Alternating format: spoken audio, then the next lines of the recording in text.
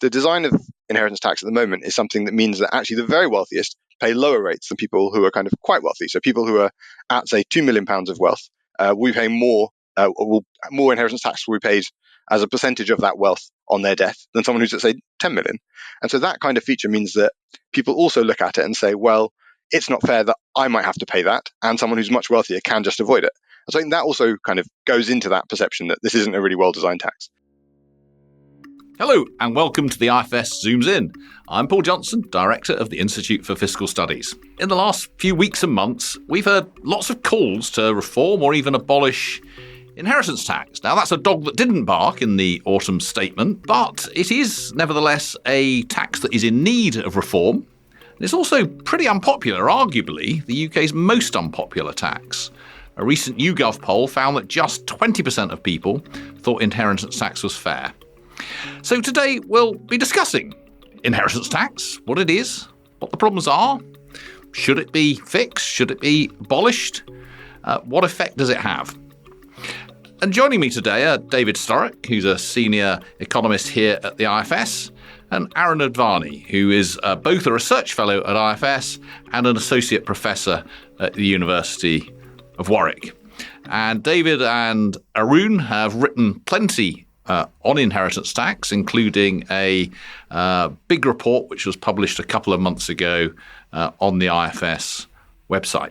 So let's start, shall we, with just there's lots written, lots said, lots talked about inheritance tax. But why don't we just start with a brief description of what it is? David, do you want to start? I mean, just tell us about the structure of inheritance tax. What are the how big is the allowance? What's the rate? That sort of thing. So inheritance tax is, in principle, on the face of it, quite a straightforward tax. So it's levied on wealth that's transferred and passed on after you die.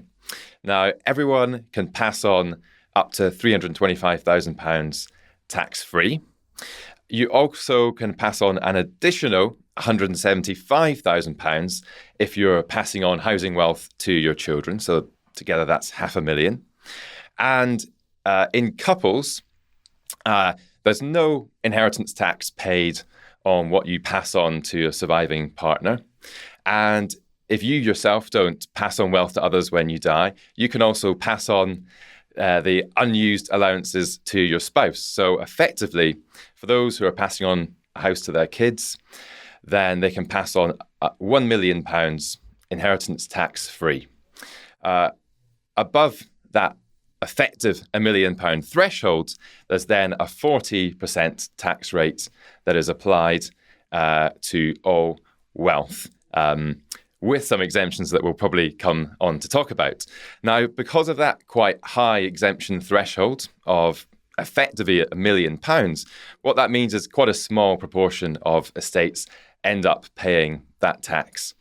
So in the most recent data that we have from the HMRC, about 4% of deaths resulted in inheritance tax being paid. That's likely creeping up slightly at the moment and going to increase in future. But that's the sort of scale that we're talking about. And as a result, inheritance tax overall, it's a relatively small tax in the grand scheme of the government's revenues. It brings in about £7 billion a year at the moment. That's less than 1% of everything the government spends. So while it's one that we hear a lot about, at the moment anyway, it's a relatively small beer in fiscal terms. Something, though, that clearly worries some people. It may come as a surprise to some listeners if they happen to own a house in London or the South East, that something with effectively £1 million threshold has so few people paying it. But of course, that's because most people don't own houses or have wealth that's worth more than £1 million, even if you add that and their spouse's wealth together. It's also worth, I was going to say, it's worth reminding people that even when they think, oh, I've got maybe you live in a house with your spouse and you have a house that's worth more than £1 million. Maybe you've even paid off your mortgage, and so you think, okay, we own that outright. By the time you actually get to death, there's a good chance that you will have had to borrow out of that house to pay for care and other things. And so there's also a lot of people who think they'll pay the tax, but actually by the time they get to the point that they're passing things on, don't have that full value anymore. I think that's one of the things that creates that misperception where people think they have assets above the threshold when they're 60 and think, oh, maybe I'll have this to pass on. And that's not what they'll have when they actually get to the end of their life. Yeah, which is a good thing, actually. It's many of us might not necessarily want to have a large amount of wealth at the point we die. We might want to have enjoyed ourselves, for example, in the meantime and spent it. Or of course, you can also, I mean, this is one of the problems in a sense with the tax. You can also just give it away while you're alive. And if you do that more than 7 years before you die, there's just no tax at all. That's right. And we do know that, people do pass on wealth throughout their lives. Each year, what they're passing on is about a fifth on average of everything that's passed on as inheritances. And so while there is this provision to try and stop you kind of getting around inheritance tax by giving some wealth when you think, okay, I'm about to die, so maybe I'll try and avoid inheritance tax, that will still count towards your estate and your inheritance tax bill over that 7-year period. If you're able to, over the course of your life, transfer wealth, then that's generally not going to be covered by the tax system. And of course, that's one of the reasons, or one of the many reasons we'll come on to, why very wealthy people often don't pay as much tax as you'd expect. Because if you've got lots of money in the bank as well as your house, then you can give some of that away. But if all you've got is your house, which is the case for a lot of people where their wealth is, much harder to give that away bit by bit whilst you're still alive. So Arun, we've got this basic sense of inheritance tax. It's charged at 40% in principle above, depending on how you count it, £500,000 or £1 million pounds. It raises a reasonably handy sum, but not actually terribly much. I mean, what's your sense of what it's there for? What's it trying to achieve? Why have we ended up where we are? So we've ended up with the modern inheritance tax over something that kind of got built about 125 years ago when we created estate duty. And estate duty was there because people kind of looked at rising concentration of wealth among a small group and said, well, it shouldn't be possible just to be able to pass that on sort of indefinitely, generation to generation. You could look at these sort of great families that often had landed families with titles and so on, and thought that shouldn't be a thing that just exists in a meritocratic society. Some of that should be wealth that's shared out. And so we created estate duty, in the late 1800s to try to achieve that. That's been reformed a couple of times. It got turned into something called capital transfer tax, and then into what we have now since the mid-1980s, the modern inheritance tax. And that tax still sort of exists with the overall goal of trying to limit somewhat the amount of wealth that's passed generation to generation among the wealthiest, in the hope that will try to be kind of good for social mobility by equalizing somewhat the opportunities that different people have. Now, as we'll come on to, there's it's in many ways not terribly effective at doing that. But there was a time, wasn't there, when estate duty really did result in the breakup of some of these big fortunes, and some of the landed gentry actually felt the impact of it in a way that perhaps they don't today. If you read kind of books from the 1930s or are interested in kind of watching those TV shows that dramatize that period, it's a classic trope of these kind of great families falling on hard times because the patriarch of the family has died and an estate duty is paid. And one of the reasons it's even just when the patriarch dies is because estate duty didn't allow kind of free, unlimited transfers of assets even to spouses. It allowed some amount of transfer to a spouse, but it said, there's an amount you can transfer, and beyond that, actually, even that is a taxable event. And so that meant that there was some process by which, among the very wealthiest, that wealth was being reduced and went into the kind of general government coffers that could be spent on social programs that benefited everybody. We then sort of moved away from doing that. We moved to this sort of capital transfer tax that tried to solve one problem, which was to solve the problem of people making gifts much earlier in their life. So actually, estate duty back in the late 1800s is where this 7-year rule came in that said, if you make gifts in the last 7 years of your life, those are all included as effectively things you gave on death. But anything before that was outside. Capital transfer tax, created in 1975, tried to change that and said, actually, all transfers of wealth are included. And then we moved back in the mid-80s, in 1986, to going back to saying, actually, we'll just have the 7-year rule because the government decided that was more in line with what they were trying to achieve at the time. We might come back to this a bit, but was capital transfer tax got rid of because it didn't work, because it was unpopular? I mean, what did something go wrong with capital transfer tax? Because in principle, it sounds more sensible. You want to tax you don't necessarily only want to tax transfers on death. No, I mean, I think there's a lot to be said for capital transfer tax. It's a design that I'd probably be inclined to move back towards, because as we were touching on, gifts are actually one of the most tricky areas in inheritance tax, because so much transfer is actually made. Some of the really consequential transfers happen much more than 7 years before. One of the issues, I guess, is you have to keep those records. That's easier now that most big funds transfers would now be very obviously electronic between bank accounts, and so that's actually much easier to do. But this was kind of 50 years ago or 40 years ago when this was being got rid of, 50 years ago when it was created.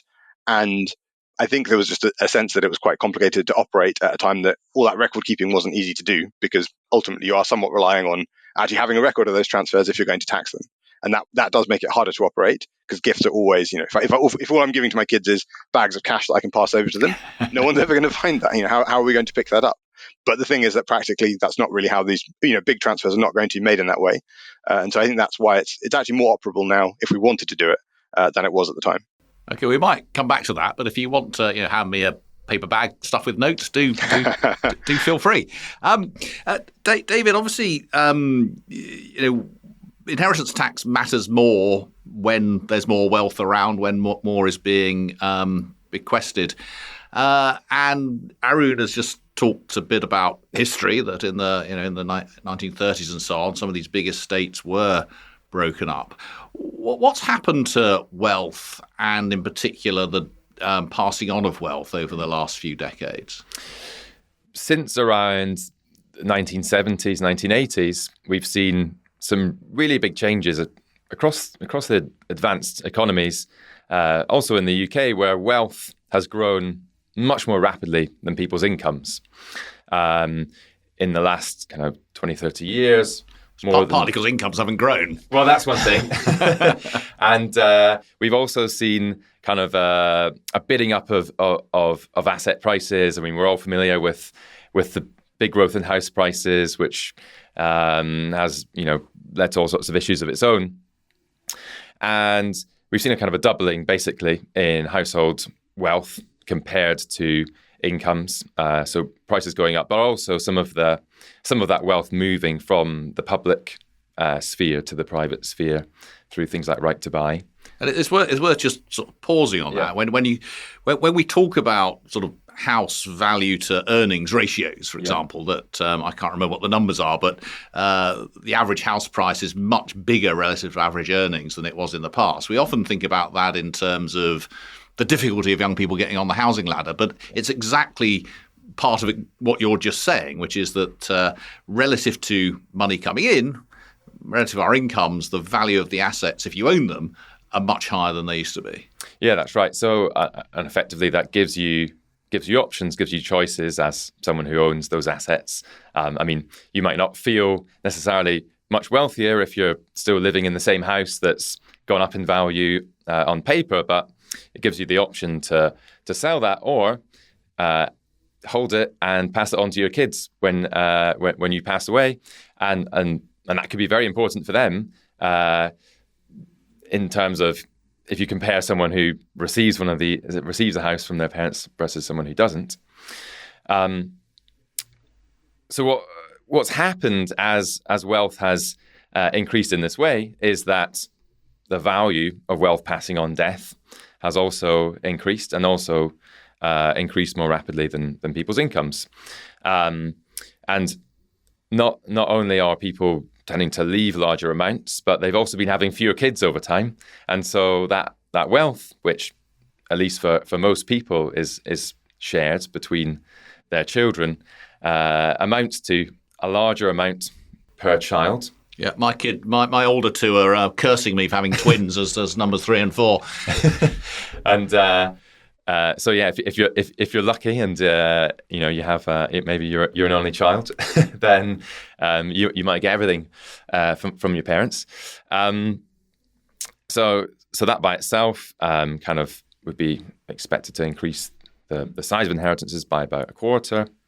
Then, as you mentioned, people's incomes aren't growing very quickly as well.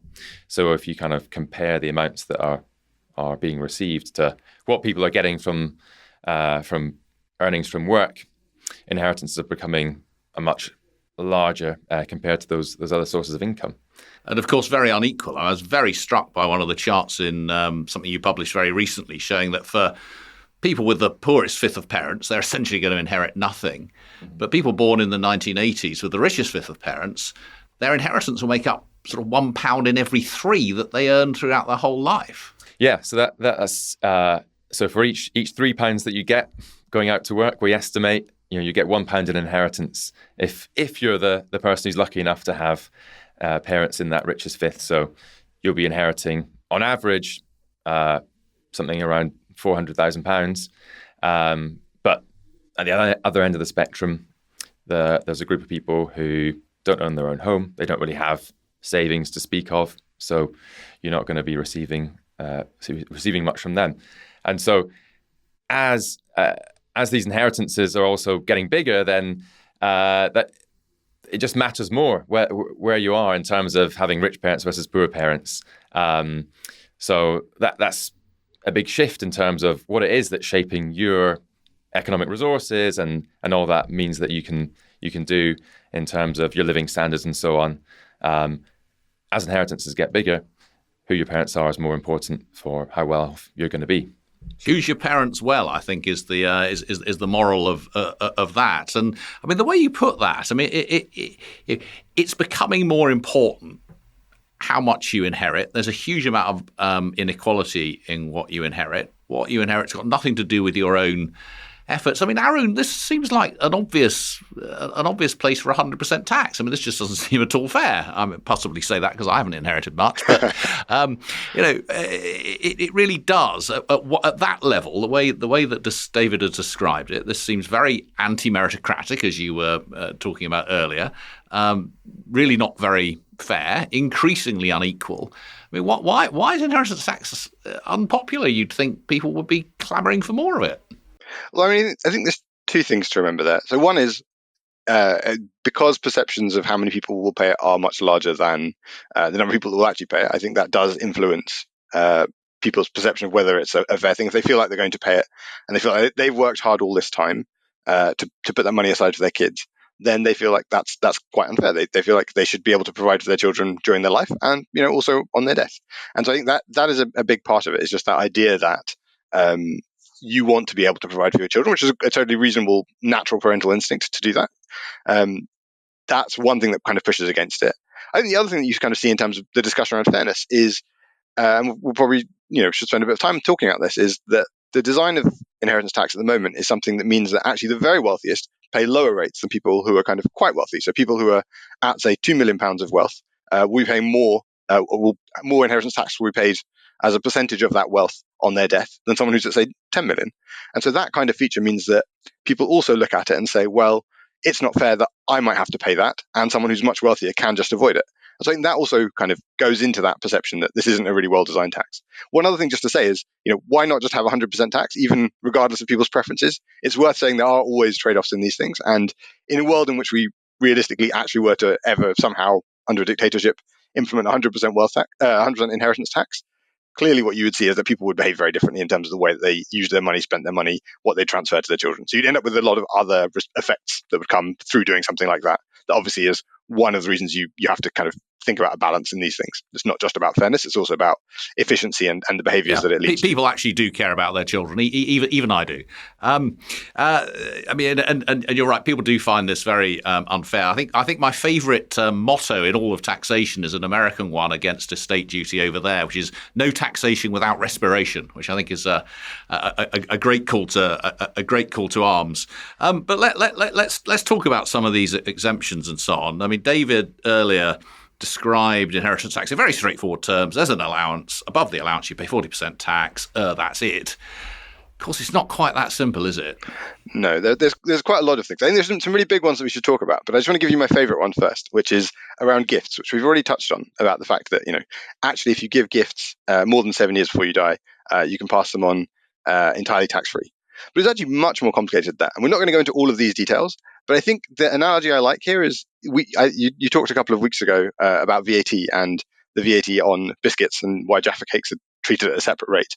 The equivalent for inheritance tax is much more complicated. So because inheritance tax for gifts can depend on who you're giving it to, how much you're giving, how much you've given in the past, what type of thing was given, and so on. It's more like having a VAT on the biscuit, or different if it's a Jaffa cake. But it also depends on your relationship with the shop and how many biscuits you bought that year and how many you bought over the last 7 years. And if you spent more than £250 in that shop, and if you bought it on behalf of a charity, and if there was a sale on this, run by the shop on the Jaffa cakes in the last few years. There's all of these things that go into just deciding what's the tax on a gift. It's not, it's just so mind-bogglingly crazy that you realize we should be starting again somehow. This cannot possibly be the sensible way to tax gifts. So there's a big picture question of like, how far back should we go? But there's all the fact that the way this system is designed means it's a complete dog's dinner as you try to figure out how do you even work out what you should be paying? It's really a complete mess. And gifts are really one of those hardest things within inheritance tax because you need to draw a line somewhere.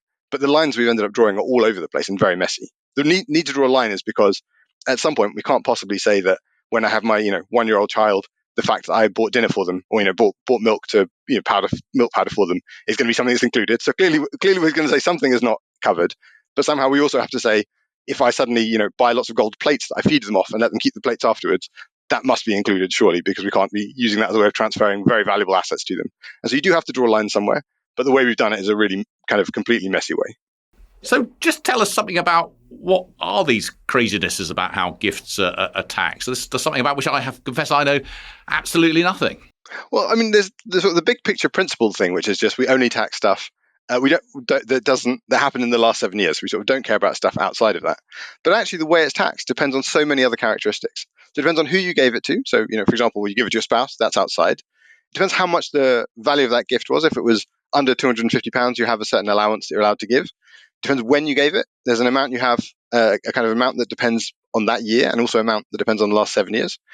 Depends on actually how the person died. There's a special category if they died in war. Depends on what the asset is. If it was a war medal or if it was business property, as we've discussed, those things are outside.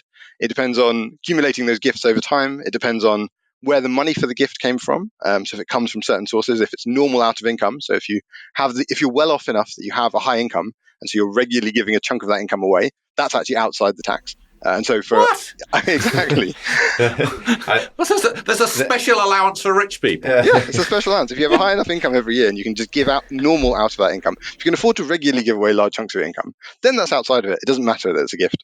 It doesn't matter if it was given last year, as long as you were doing it regularly. So you have to have done it for a few years. It's hard to do it just in 1 year and say that would have been normal. But as long as you've been doing it for a few years, which if you have high enough income, you certainly could do, that's just entirely outside. And then there's more. It sort of keeps going on. The list is incredibly long, and so it's really hard to understand how we've ended up here with gifts. But it's one of the reasons why that's an area that definitely needs looking at. We need to kind of look at it properly and think out what the principles are.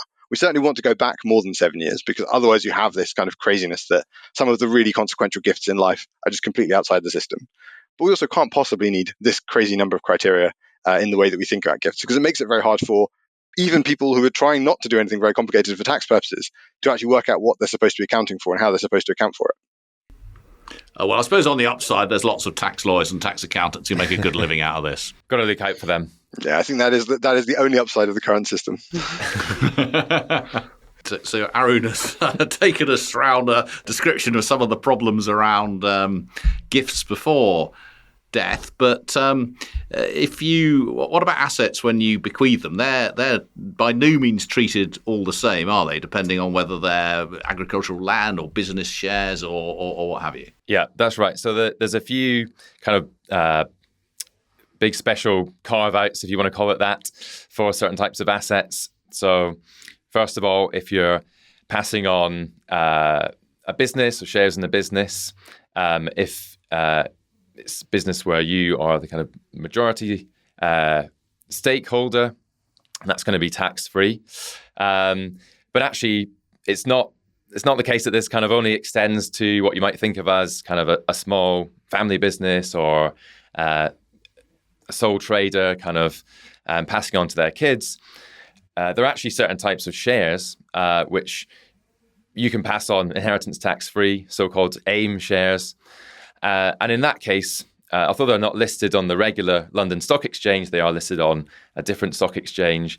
And effectively, your relationship to that business is similar to more standard shares. It's completely kind of arm's length. And if you are wanting to try and get around inheritance tax, as some people do, then as long as you have held those shares for more than 2 years before you die, you can pass them on without there being any inheritance tax liable there. So if you've got a bunch of cash, you want to avoid inheritance tax, you just take that cash, you buy shares on the AIM market, live for 2 years, no inheritance tax. That's right. And It's mad, isn't it? to me, it seems so. I mean, as well as being you could quite unfair between those who have the means and the kind of financial nous to go out and do that. It also, introduces very odd incentives about what you should do with your money. So normally, we think we want to try and have people choosing where to put their money based on what's going to be increasing the productive capacity of the economy. Where do we need more financing for new businesses that are going to be good for growth? Instead, you're going to be getting investments that are shaped by trying to fit into the certain requirements that you need to meet in order to... Or you go and buy some farmland. That's another option, yeah. So you go and buy some farmland, agricultural relief. Again, as long as you've held it for a few years, you can pass that on tax-free. And that, if you think about it, is going to bid up the price of farmland, mean that maybe someone who is a very productive farmer who wants to expand their business will be discouraged from doing so because someone else wants to use it as an inheritance tax vehicle. So there's consequences not just for the government finances, which are also substantial, and not just for fairness between different people, but also for how we're organising our economy. And we're trying to do what we can to increase productive investment in the UK. Here's a tax which is really distorting incentives about how to use your wealth and steering it away from what might be a better use of that wealth. And you might think that there's a case for exempting closely held businesses and farms because you might not want to break them up. But actually, I mean, we're even ignoring this absurdity about the AIM shares, Arun. We're actually more generous than most other countries here, aren't we? I mean, other countries that have these sorts of taxes don't offer unlimited 100% relief. No, I think we're quite unusual in the fact that when we have some of the reliefs we have, they really are just sort of unlimited. So other countries, when they have exemptions for spouses, when they have exemptions for businesses, when they have exemptions for agricultural land, not all countries even have those, but where they have them, they exempt them up to some limit and say, okay, here's an amount that we think of as a small business. If that's what you want to not break up, you can pass that on. But beyond that, we will tax some of the additional value. As we have in the UK, you can have the option of saying, and you can pay that over a period of time. You don't have to make that all payable up front. You can say 40% up front on the value of a business over a threshold might be too large to pay up front. That is a reasonable thing to say. But maybe since this is supposed to be a productive business, you pay 4% a year over 10 years, and something like that's more viable. And it's still only on the bit above whatever threshold you would set. So you'd still have, say, for example, we looked at an example where you set, say, £500,000 per person. So a couple, again, gets another £1 million on top of the million they have for a small business. And that would raise most of the same money as you'd get from completely scrapping the policy. It would allow the kind of really small businesses to stay out. Even a business that's a bit above that would only pay tax on the additional bit above that £1 million. But that would be a way in which you would be able to perhaps balance these trade-offs between, if there is a goal to try to preserve and protect small businesses, allow them to survive while, kind of still not having, potentially a business that's worth billions of pounds that could currently, if it's owned by one person or majority owned by one person and controlled by one person, be able to be passed on entirely tax-free, which seems, pretty mad. So this is among the reasons that the average rate of inheritance tax on really big estates is a lot less than the average rate on a £2 million estate, which is still pretty big, but there are plenty of people in the southeast with houses and a bit of wealth who pay tax on that. But if you've got 10 million or more, then you're paying less tax because of all of these reliefs and allowances. And that's before even thinking about how much might have been given away during lifetime. Yeah, both what's given away and even what's been put into trust, because that's also not included in the stats. So that's sort of imprint. So without getting into the details of trusts are a way in which you can you give away the assets, not give complete control to whoever you're giving them to. So they're still sort of partly managed for that person.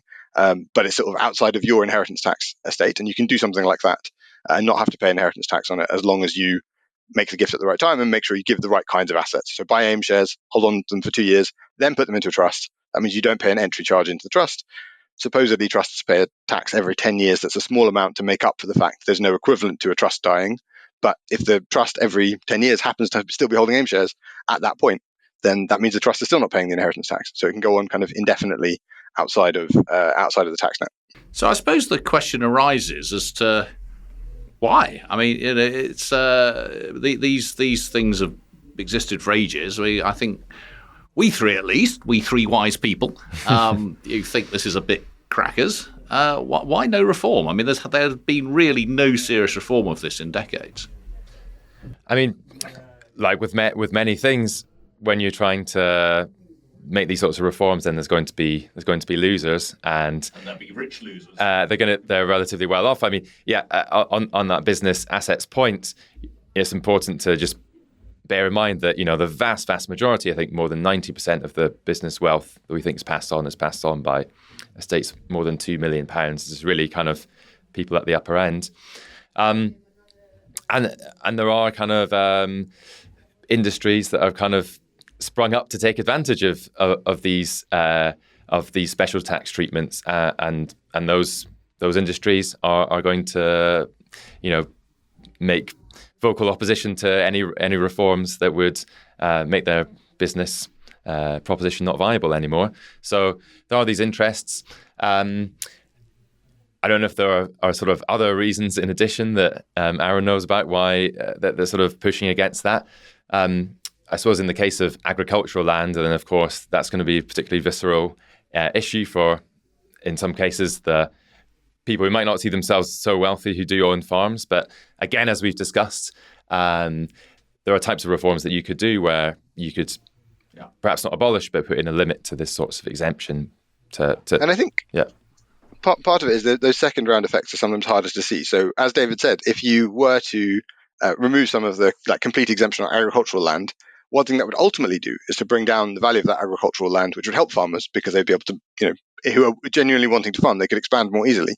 But the upfront thing is it just looks like a tax on farming, and you will inevitably have certain newspapers come out and say whichever government it is that's proposing this is just trying to kill off British farming, and you'll have an example of somebody who's very unhappy about the situation who will be in the news, and those kind of things really matter. It's pretty emotive stuff.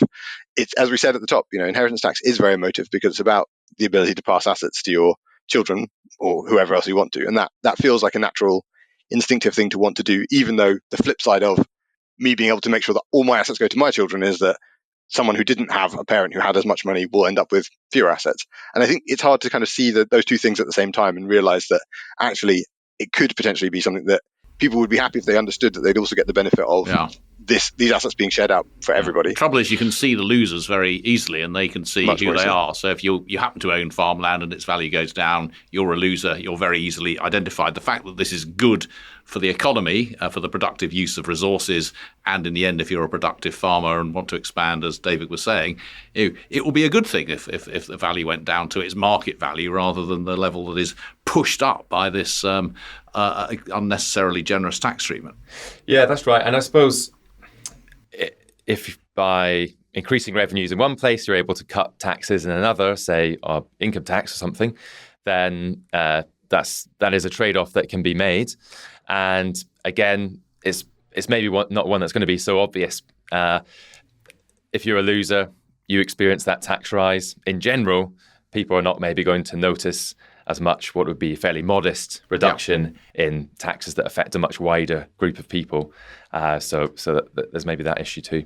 So in a sense, if you're looking at reforming inheritance tax, it looks like the reforms I think we're all sort of pushing towards look fairly obvious, which is to get rid of some of these reliefs. Would that be a reasonable thing? And you could do that in a cost-neutral way. You could cut the rate at the same time, so you weren't getting any more money from inheritance tax if you didn't want to. You'd just be spreading the burden a bit more, in our view, I think, fairly. That's right. So we think that if you were to bring business and agricultural assets into the scope of inheritance tax, you'd raise something around $1.5 billion in revenues.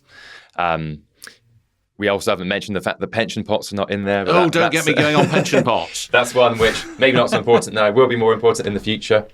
It's ludicrous. The way we tax pensions means they're much better as an inheritance tax avoidance mechanism than they are as a pension. That's right. And if you're kind of, got quite a lot of money in your pension and you're getting financial advice, then you'll probably be told, don't touch it as your retirement income, spend other things first. And it's mad. And of course, there's no lifetime allowance now. So this is essentially an uncapped vehicle for doing that. Yeah. You can put as much in. A big change in just a few years. But yeah, if you were to make some of these reforms that we think are broadly sensible, then you could cut the main rate of inheritance tax by a few percent to kind of the low 30s. Another thing that you could do would be to raise the threshold at which people begin to pay inheritance tax. Now, if you kind of did what we economists might think is sensible and bring these assets into inheritance tax, but also get rid of the kind of special treatment for housing, just give everyone the same allowance, regardless of whether they're passing on a house to their kids, then you could give people more than $500,000 tax-free allowance, and that'd be sort of universal across everyone. So it's kind of within the scope to use these revenues to announce some big changes. Another thing that you could do would be to think about using those revenues to maybe cut the rate, but not for everyone. So keep a higher rate on the biggest estates, but cut it for, say, those worth less than 2 million. And in that case, you could actually use those revenues to cut the rate to 30%. So that's something that might be more sort of headline grabbing, or at least do something to take people who are with more modest estates, at least among the payers of inheritance tax, out of paying so much in inheritance tax. So lots of options there, lots of things that would look sensible to do. But Arun, what about abolishing inheritance tax? I mean, that seems to keep raising its head as an issue, and there are there are reasons that people give. I mean, some people just don't like paying inheritance tax. But another reason would be, well, we've talked about all these allowances, we've talked about the unfairness of what we got. You talk to some lawyers and they'll say, well, you close all the loopholes you've talked about, people will just find other loopholes. Maybe it's just impossible to make this fair. It's only 7 billion quid. Why don't we just abolish it? So I think one thing is that although it's only about 7 billion now, it's rising fast. I mean, one of the things that we touched on already is that wealth has been rising overall. Wealth relative to income has generally been going up. And actually, a lot of the people who benefited from being around in that period where wealth was really growing fast and own those assets are still alive and kicking and going to be around for another 10, 20 years. And so over that next period, actually the people who are dying are wealthier than the ones who've been dying recently. So, we think that actually even within about 10 years, the amount of money you're going to be getting in is going to double. And so it is going to become more substantial as a source of revenue potentially. That makes it also even more important to actually get the design of this thing right. Having distortions in the system that mess up how people are spending their wealth or storing their wealth is even more costly at a point that wealth is even larger in scale. So I think that's a really important thing to think about in the context of design or inheritance tax. The other thing about abolition is this point about social mobility. It is doing very little at the moment for social mobility, but it would do even less in its absence. So just to give you a sense of scale, we said at the start, someone from the top who as a child of the top fifth of parents receives about £400,000. Someone who's from the bottom fifth receives about £2,000. Now that £400,000 is before inheritance tax. But because inheritance tax has all these exemptions and all these other things, and because the threshold is so high before any inheritance tax is paid, only about £40,000 of that 400,000 is going to be taxed. So you go from a kind of multiple of someone from the top fifth getting about 200 times as much to them getting about 160 times as much. Still 180 times as much. It's still pretty big, right? It's still a big gap between what you're getting at the top to what you're getting at the bottom. And so inheritance tax in that sense isn't doing that much. If you really were interested in having an inheritance tax that was strongly aimed at social mobility, one of the things you would need to do is to really actually lower that threshold quite a lot. And that's not going to be a popular thing to do because the whole point of it would be bringing in a lot more people into the tax. But if you were interested in doing this from a social mobility perspective and trying to equalize that out, that would be part of what you'd have to do. But one more final stat I wanted to give you was that kind of gap in levels of wealth that you inherit is hugely striking. But what I found even more striking when we were looking at that was just how big the gap is in the level of wealth that people have by the time they're getting to that inheritance. So those people who are in that top fifth were already kind of had many times more wealth than someone who's from the bottom fifth. Now, a big part of that is because so much of the wealth that they're going to inherit is both from the fact they got kind of more opportunities in their life in terms of the education and the labour market outcomes, and also because a really consequential point at which a receipt of wealth matters is the point when you're trying to get on the housing ladder. And at that point, it's not that your parents are particularly trying to think way in advance about trying to avoid inheritance tax. It's just that if you're in your 20s and your 30s and the bank of mum and dad can help you get onto the housing ladder, then you have some chance of getting on. And if you're in your 20s and 30s and you don't have the access to the bank of mum and dad, it really can't. And so there's a really big divergence at that point on whether people start accumulating wealth. And that then, 20, 30 years later is really substantial at the point that they're then thinking about ending up with further receipts from their parents as their parents are dying. Yeah, it was a very striking from the things that both of you have written over the last few months. I hadn't quite appreciated was exactly what you're saying there. We often think of inheritance tax as something that helps social mobility, but as you say, it does incredibly little to do that. I mean, it remains the case that those who inherit a lot still inherit vastly more than those who don't, but also that by the time you're inheriting, because if you're going to inherit, you come from a better off background, you've probably therefore done better in school and the labour market and so on, and you've been helped onto the housing ladder. The inheritance bit is just one part which kind of expands again the sort of the inequity or the inequality between people from different from different backgrounds. And if we really want to tackle that, we've got to think about things right through the life cycle. And David, in particular, has done a load of work on the bank of mum and dad and how important that is. Yeah, that's right. I mean, it starts even from before birth, actually. How your later outcomes are shaped by your parents. But we all know that your education is really important and it shapes how much you end up earning. But what's, I think, quite interesting is that even people who earn very similar amounts, have very similar education, have really quite different trajectories in that early adulthood phase, depending on whether they're the children of richer or poorer parents.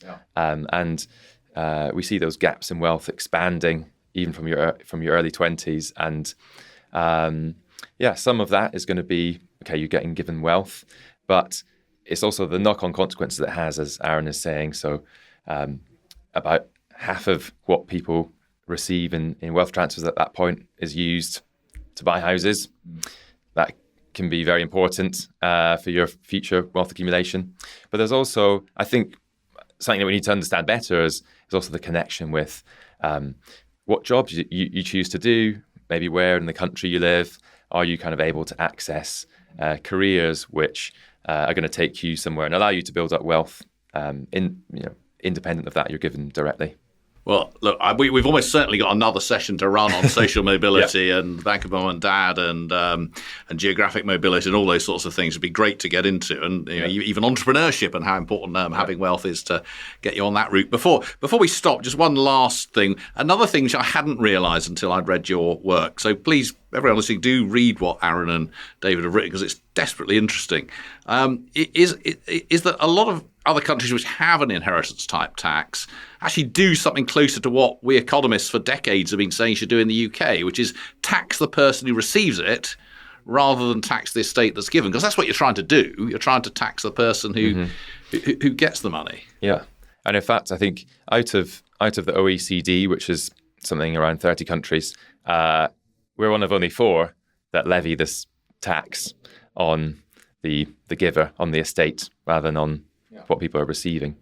And if you do that, then, well, it opens up different possibilities in terms of, well, first of all, taxing you more if you receive more, which is most countries end up doing, and it encourages people to just kind of split what they're giving across. That's what you're trying to do. So it seems very odd that we don't try and do that. Anyway, as ever, we've spent far too long talking because there's been so much of interest to talk about here.